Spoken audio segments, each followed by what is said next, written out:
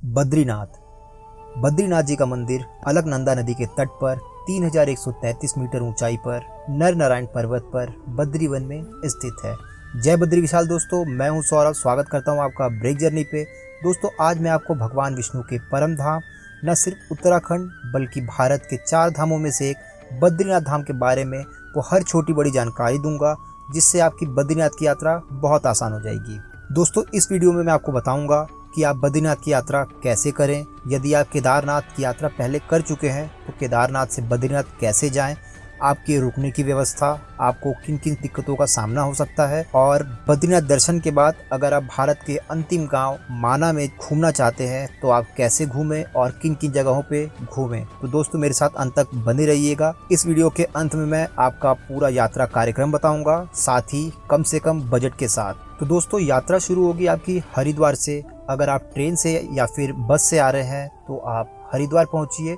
यहाँ पे Haridwar railway station के सामने बस स्टैंड है। यहाँ से आपको हरिद्वार से सीधे बद्रीनाथ के लिए डायरेक्ट बस मिल जाएगी, जिसका किराया ऑनलाइन करीब 950 से लेके 1000 रुपए है। ऑफलाइन ये थोड़ा कम ही मिलेगा आपको, 700-800 का। ये पूरी यात्रा आपकी 12 से 13 घंटे में पूरी हो जाएगी। आपके पास दूसरा विकल्प है, आप सीधे बद्रीनाथ ना जा करके हरिद्वार से जोशीमठ की बस पकड़िए। ये बस आपको करीब 500 की पड़ेगी। आप जोशीमठ में जाइए, वहाँ पे रुकना चाहते हैं रुक लीजिए। उसके बाद जोशीमठ से आपका बद्रीनाथ 45 किलोमीटर की दूरी पे है। इसके लिए आपको टैक्सी या फिर जीप वगैरह मिल जाएगी। वहीं दोस्तों, अगर आप केदारनाथ यात्रा कर चुके हैं और केदारनाथ के बाद बद्रीनाथ जाना चाहते हैं तो आप सीधे सोनप्रयाग से बद्रीनाथ की बस पकड़ लीजिए। ये करीब आपको 600 रुपए की पड़ेगी। चलिए दोस्तों, अब बात करते हैं कि अगर आप हरिद्वार से बद्रीनाथ बस से जा रहे हैं तो आपको रास्ते में क्या क्या पड़ेगा। तो सबसे पहले आपका ऋषिकेश पड़ेगा, उसके बाद देवप्रयाग पड़ेगा। देवप्रयाग दोस्तों वही स्थान है जहाँ पे अलकनंदा और भागीरथी नदी का संगम है। इसके बाद जो नदी बन के निकलती है उसको माँ गंगा कहते हैं। इसके बाद दोस्तों आपका रुद्रप्रयाग पड़ेगा, फिर कर्णप्रयाग, फिर पीपलकोटी, फिर जोशीमठ और अंत में बद्रीनाथ। दोस्तों, रास्ता बहुत खूबसूरत है। एक तरफ आपको पहाड़ी मिलेगी तो दूसरी तरफ नदी, और ये पूरा रास्ता बहुत अच्छा बना हुआ है। चलिए दोस्तों, अब आप खूबसूरत नज़ारे लेते हुए करीब 12 से 13 घंटे में बद्रीनाथ पहुंच गए हैं। यहाँ पे आपको सबसे पहले रुकने की व्यवस्था करनी है। तो आपको ऑनलाइन होटल करीब 1500 के पड़ेंगे और ऑफलाइन थोड़ा ऊपर नीचे हो सकता है सीजन के हिसाब से। इसके अलावा दोस्तों, मैं आपको सलाह दूंगा कि आप GMVN का यात्री निवास में होटल बुक कर सकते हैं। यहाँ पे आपको डॉर्मेट्री की सुविधा भी है, जिसका किराया करीब 448 रुपए है। दोस्तों, जहां आपको बस उतारती है ना, वहां से बद्रीनाथ का मंदिर सिर्फ 1 किलोमीटर की दूरी पे है। तो आप आराम से पैदल यात्रा करते हुए अपने बस स्टैंड से मंदिर पहुंच जाएंगे। दोस्तों, बात करें यात्रा की तो बद्रीनाथ की यात्रा आपकी करीब मई में शुरू होती है और ये दिवाली के आसपास कपाट बंद हो जाते हैं। तो आपके पास करीब 6 महीने का समय होता है दर्शन करने का। वहीं दोस्तों, अगर मंदिर की टाइमिंग की बात करें तो मंदिर के कपाट सुबह 4:30 बजे खुल जाते हैं, जो कि 12 बजे बंद होते हैं। उसके बाद 12 से 3 तक आपका मंदिर बंद मिलेगा। 3 से लेकर के 9 बजे तक आप दर्शन फिर से कर सकते हैं। दोस्तों, अभी आप मंदिर पहुंच चुके हैं। यहाँ पे एक तप्त कुंड है जो कि गर्म पानी का स्रोत है। दोस्तों, स्नान करने के बाद आप मंदिर में दर्शन के लिए आगे बढ़ सकते हैं। यहाँ पे आपको लाइन लगानी होगी, जो कि आपको करीब आधे से 1 घंटे में आपको दर्शन करने के लिए आपका नंबर आ जाएगा। तो आप बढ़िया से दर्शन कर सकते हैं। मंदिर की व्यवस्था बहुत अच्छी है, आप आराम से दर्शन कर सकते हैं। चलिए दोस्तों, अब आपने बढ़िया से मंदिर में दर्शन कर लिए हैं। अब आप मंदिर प्रांगण से बाहर आएंगे तो यहाँ पे आपको महालक्ष्मी जी का मंदिर दिखेगा,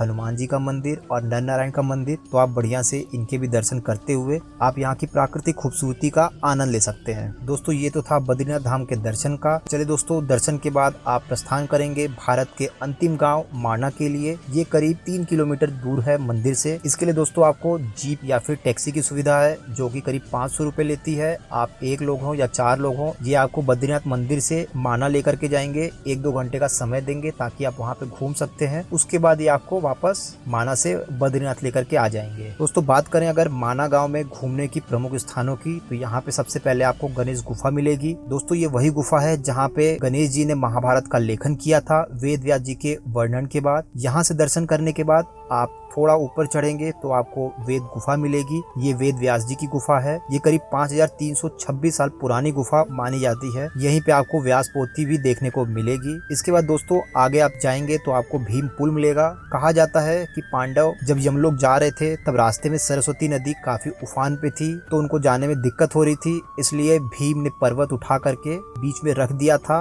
और पुल पार करके यमलोक की तरफ आगे बढ़े थे। चलिए दोस्तों, तो इस तरह से आप बद्रीनाथ की यात्रा आराम से कर लेंगे। अब मैं आपका यात्रा कार्यक्रम बताता हूँ। तो अगर आपके पास समय की बहुत कमी है और आपके पास सिर्फ 2 दिन है, तो डे 1 में आप हरिद्वार से बद्रीनाथ की बस पकड़िए। आप रात तक पहुँच जाएंगे। मौका मिले तो रात को ही दर्शन कर लीजिए, अन्यथा सुबह जल्दी उठ करके दर्शन कीजिए और अगले दिन बद्रीनाथ से हरिद्वार की बस पकड़ के वापस हरिद्वार आ सकते हैं। लेकिन मैं आपको कहूँगा, अगर आप इतना दूर ट्रैवल करके आ रहे हैं तो आप कम से कम 1 दिन का और समय लेकर के आइए, ताकि आप बद्रीनाथ धाम में 1 दिन बिता सकें। दोस्तों, दूसरे ऑप्शन की बात बताऊं, डे 1 में आप हरिद्वार से बद्रीनाथ आ सकते हैं बस के द्वारा। यहाँ पे आकर के आप GMVN की डॉर्मेट्री में रुकिए और इसको करीब 2 दिन के लिए बुक कर लीजिए। डे 2 में आप बढ़िया मंदिर दर्शन कीजिए, उसके बाद माना गांव घूम करके वापस आ जाइए। रात को बद्रीनाथ धाम के आसपास घूमिए। डे 3 में सुबह उठ करके आप बद्रीनाथ धाम से हरिद्वार वापस आ सकते हैं। दोस्तों, बात करें अगर बजट की, तो बस का करीब 1800 या 1500 रुपए मान के चलिए, क्योंकि ऑफलाइन बुकिंग में थोड़ा कम ही लगेगा। तो मैं 1500 से लेकर के 2000 का बजट बनाता हूँ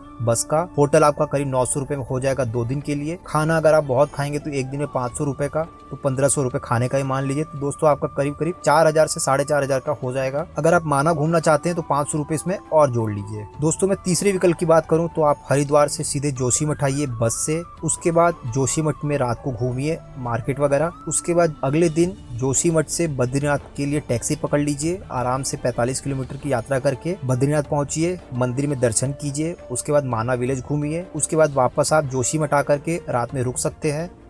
अगर आपके पास समय बहुत है तो आप 1 दिन और स्टे कीजिए जोशीमठ में, और यहाँ पे एक जगह है औली करके, आप यहाँ भी घूम सकते हैं। अन्यथा आप अगले दिन जोशीमठ से हरिद्वार की बस पकड़ के आप वापस आ सकते हैं। तो इसका भी दोस्तों करीब आपका 4 से 4500 के बीच में हो जाएगा। अब दोस्तों, बात करें अगर आप बस से नहीं आना चाहते हैं, और मैं आपको सुझाव दूंगा, अगर आप बच्चों के साथ नहीं है या फिर आपके साथ कोई बुजुर्ग नहीं है, आप जवान हैं, तो आप हरिद्वार से बुलेट उठाइए या फिर स्कूटी उठाइए अपनी क्षमता के हिसाब से। ये करीब 600 से 1000 रुपए की पड़ती है आपको, और आप बढ़िया से उत्तराखंड के दर्शन करते हुए आइए। यकीन मानिए, इससे अच्छी रोड ट्रिप आपने कभी नहीं की होगी। बहुत ज़्यादा खूबसूरत है। मैं पिछले साल ही दिसंबर में करके आया हूँ। दोस्तों, बात करें अगर बाइक के खर्चे की, तो ये पर हेड आपका बहुत ज़्यादा होगा। तो 6000 रुपये में आप बाइक से आना जाना रहना खाना सब कर सकते हैं। इसके अलावा अगर आप कार से आना चाहते हैं और आप अगर 3-4 लोग हैं, तो कार का करीब 15 से 20,000 के आसपास ये लोग लेते हैं। आप कार से जाइए, इसमें भी पर हेड आपको 8 से 10,000 के आसपास पड़ेगा। तो दोस्तों, आप अपनी सुविधा के हिसाब से बुक कर सकते हैं। दोस्तों, अगर आपको कोई अतिरिक्त जानकारी चाहिए या कोई जानकारी छूट गई है या आपको कोई सुझाव है, तो आप कमेंट बॉक्स में कमेंट कर सकते हैं। इसके अलावा आप हमको इंस्टाग्राम पे मैसेज भी कर सकते हैं। मेरा इंस्टा आईडी है ब्रेक जर्नी। और दोस्तों, चैनल पे नए हैं तो चैनल को सब्सक्राइब कर लीजिए। आपको हर हफ्ते इसी तरीके की वीडियो देखने को मिलेगी। धन्यवाद दोस्तों। जय बद्री विशाल। हर हर महादेव। जय हिंद।